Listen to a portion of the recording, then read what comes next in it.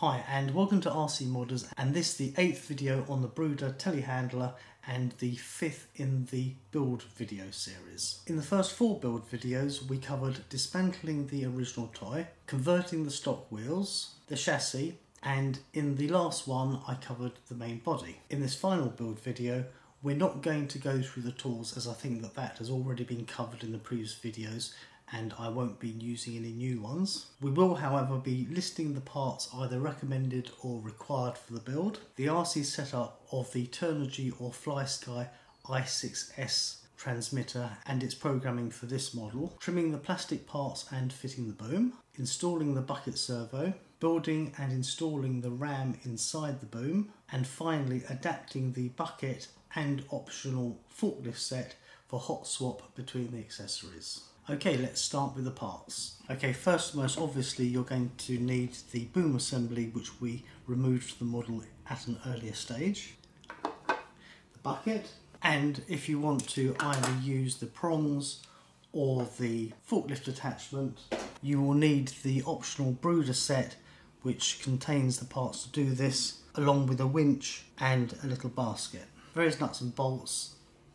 And here we have an 80mm countersunk M3 machine bolt, 30mm standard hex head machine bolt, 10mm dome head hex bolt, 12mm standard machine bolt, threaded rod M3 of about 40mm, at least 40mm. If you don't have this rod, if you're able to find a bolt that has got a thread as long as that, that would be perfectly fine too.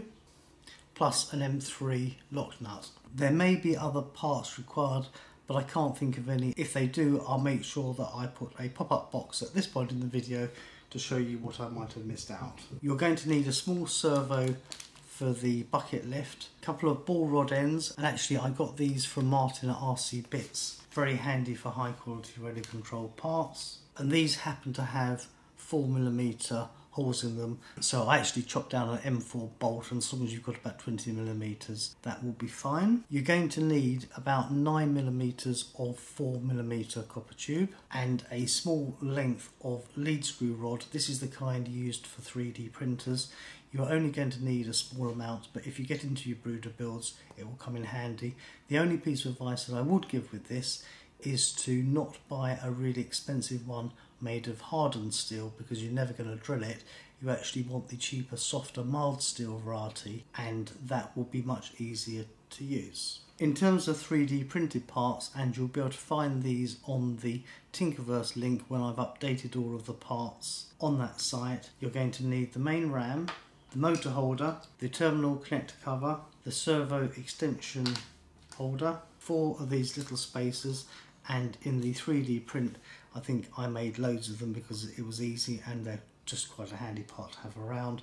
And then similar to that but slightly longer, the spacer for the ball connector. There are some more optional 3D printed parts again on my Tinkerverse site, and they really are so that you can adapt one of the forklift options to give yourself a lifting hook. These are very much in the optional space, but fun nonetheless. And finally you're going to need one of these rare earth magnets. The ones that I'm using I think are about 20mm by 6mm by a couple of millimeters. The size is not critical. You do have to be a little bit careful with these, so make sure that you read any warnings. You're only going to need one.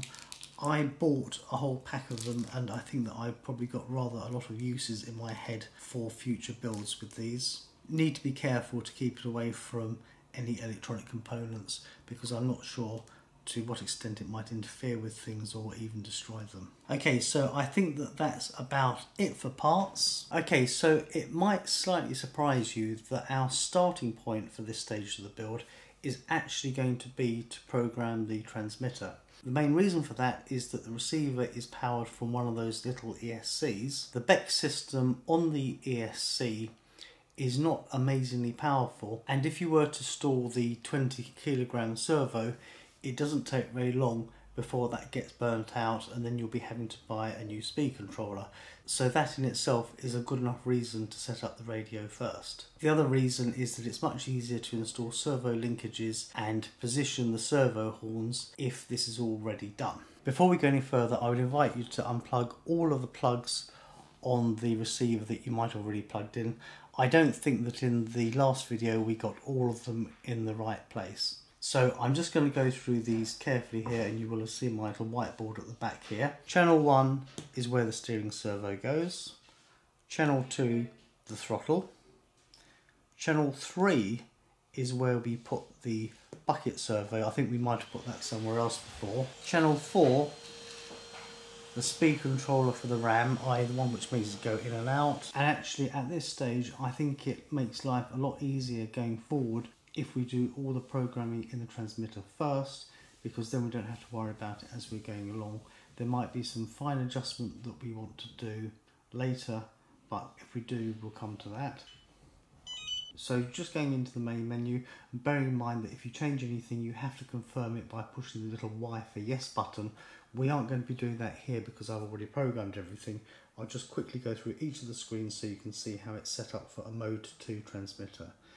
So in terms of servo reversing, all of them are set to normal except for channel 6, which is the 20 kilogram servo, and channel 1, which was the steering.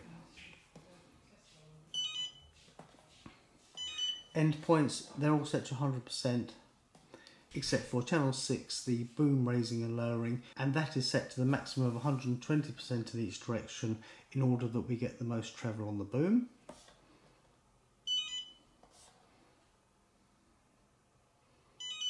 Auxiliary channels, I'm not using channel 5, however I am using channel 6, and that is set to VRB, which is the scroll wheel on the top right hand side of the transmitter, and what that gives me is very slow travel on the raising and lowering of the boom, which is I think a lot more realistic. Sub trim, I just used 40% in order to get the steering centered, and the rest are all set to neutral.